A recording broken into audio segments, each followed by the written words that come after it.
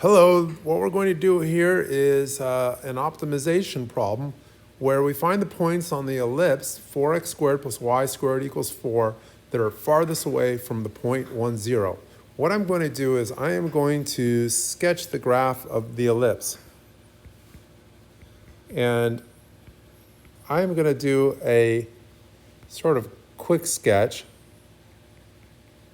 And the way I'm going to do it is I am going to find the x-intercepts and y-intercepts of this ellipse. An ellipse can be thought of as a stretched out circle. Now this equation here has x squared and has y squared and it has a plus in between. That's what tells us an ellipse. And I have 4x squared, and the coefficient of x squared is different from the coefficient of y squared, so that's the stretching part. Otherwise, if the coefficient of x squared and y squared are the same, we'd have a circle. And so what I'm going to do is with that in mind, that this is a stretched out circle, an ellipse stretched out circle, I'll just let x equal 0. And I think I could really do this in my head.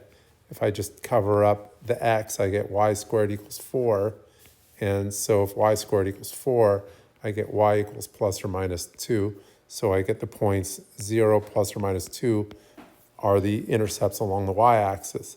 And if I let x equal 0, then I can, again, I already did that. Okay, if I let y equal 0, then I get 4x squared plus 0 squared equals 4.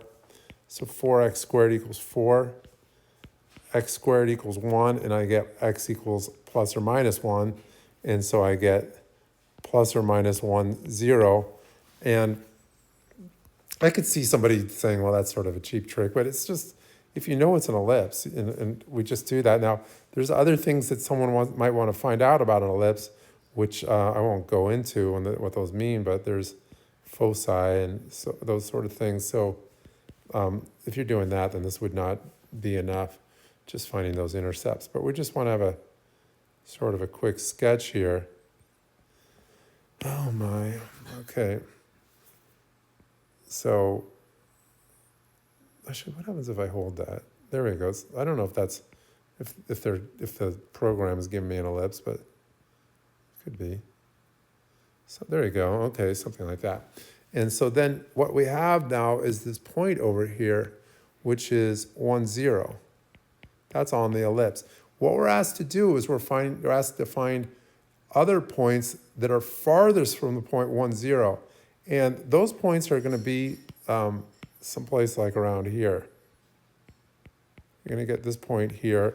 And then there'll be another one that has the same x coordinate. It'll be, just reflected around the x-axis below there. And now what we do is we take those 2 points and we draw a line segment, x, y, and 1, 0. I'm just going to look at one of those. I'll get the other one when I do the problem. And then I draw a line segment and I write D and for distance, and I'm going to say that I'm going to find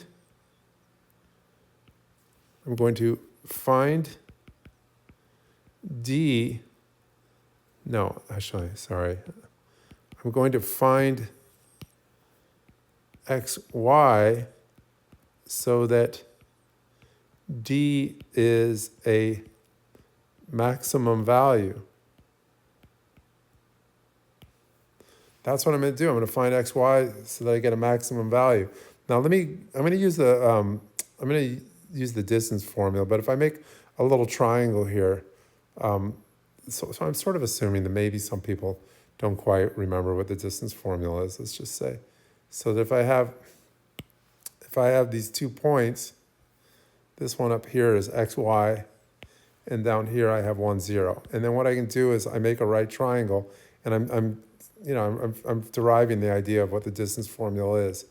I'm going to call the vertical distance along that triangle delta y and the horizontal delta x.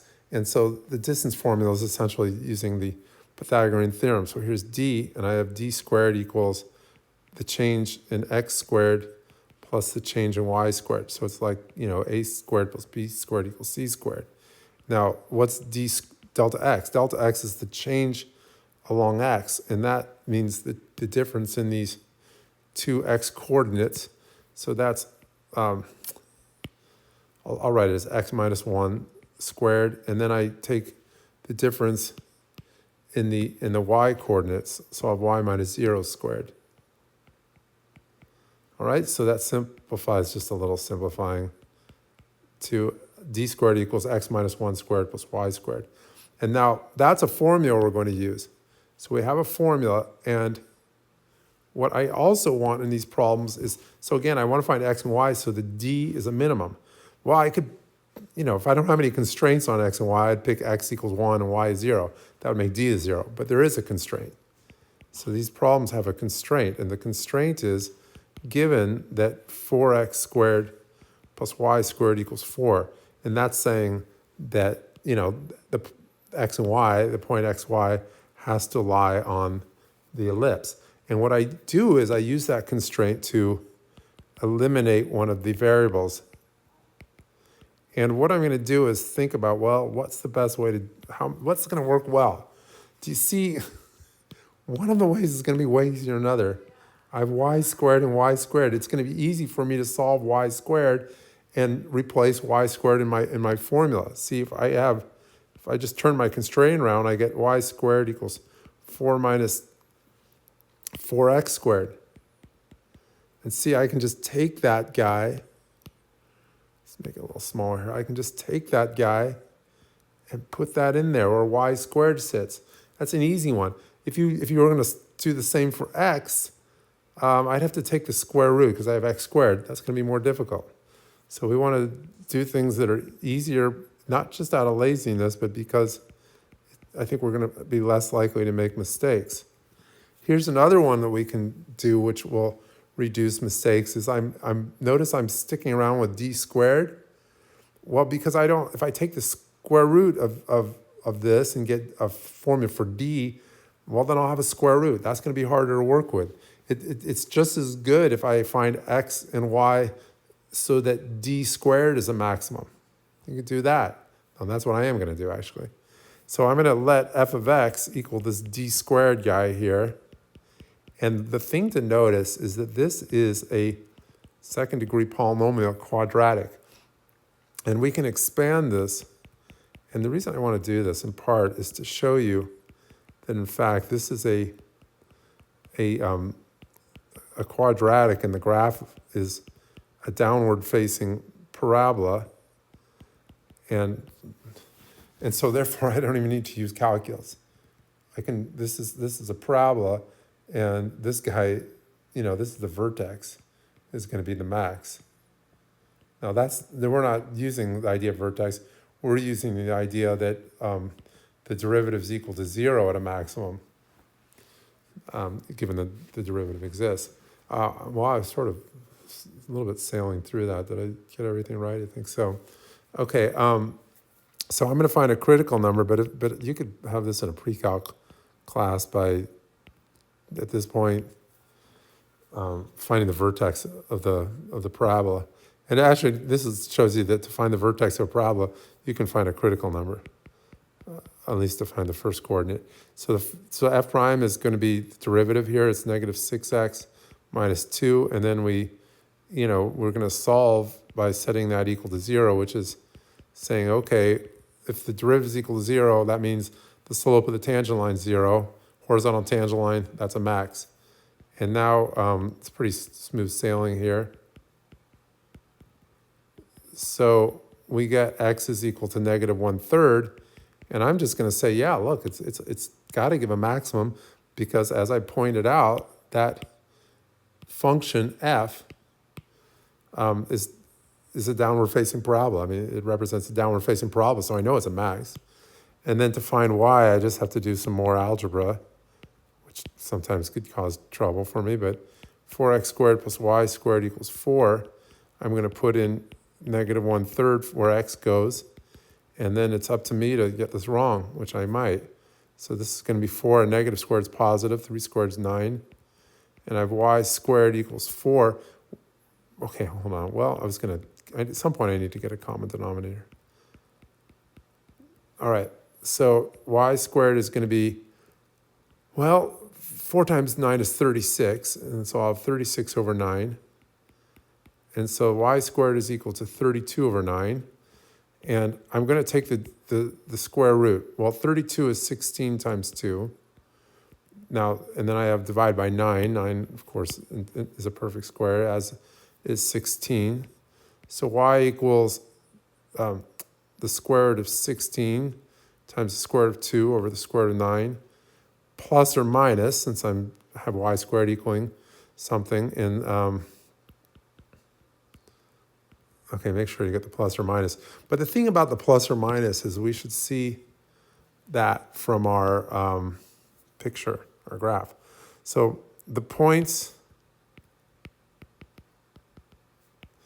x negative 1/3, y 4 rad 2 over 3, and x is negative 1/3, comma, negative 4 rad 2 over 3 for y are farthest from the point 1, 0 on the ellipse. So I'm writing a little paragraph. Sometimes I don't like doing that, but it's not a paragraph. It's sort of a long outcome there. But, you know, I wrote it down. Okay, so it's farthest from the point on the ellipse. Oh, at the very end, I make a mistake. Thought I was done, and then I made a mistake there. On the ellipse, 4x squared plus y squared equals 4. So some people would just say, hold on, what's all that writing? Just get to the point. The point is these two guys right there. Those are the points. That's the point, is those points. All right, so let's just check out how that looks. Does that make sense that there's 2 points? And the answer is yes, because by the geometry of this picture, we can see those are 2 points. They have the same x coordinate, apparently negative 1/3, and the same y coordinate. Well, one's positive, one's negative, but the magnitude is the same of, was it 4 rad 2 over 3? One of them is positive 4 rad 2 over 3 for the y coordinate. The other one's negative 4 rad 2 over 3 for the y coordinate. So it matches up with what we expect from our drawing. And I don't see how we could have gotten this without doing some calculations, though. I don't think we could have looked at it and guessed those numbers there, especially the y coordinate. But again, could have done this using no calculus, because when we got f of x, it's a downward facing parabola. Find the vertex, just to maybe annoy everyone here, it's negative b over 2a. That's going to be negative of negative 2 over 2 times negative 3. So it sort of takes away the fun of the video to know that if you remember this formula, if you don't remember the formula, that's the formula for a vertex. You just plug in the vertex formula. Can you do this for all calculus problems? No, it's because this f of x is a second-degree polynomial. If it had been a third-degree polynomial, no, but it's a second-degree polynomial. Okay, so that would just skip all the calculus there. Okay, there's the answer, and that does that problem. If I zoom out, maybe I will. It's pretty far zoomed. Can't even get it all in. Anyway, that's all. Goodbye.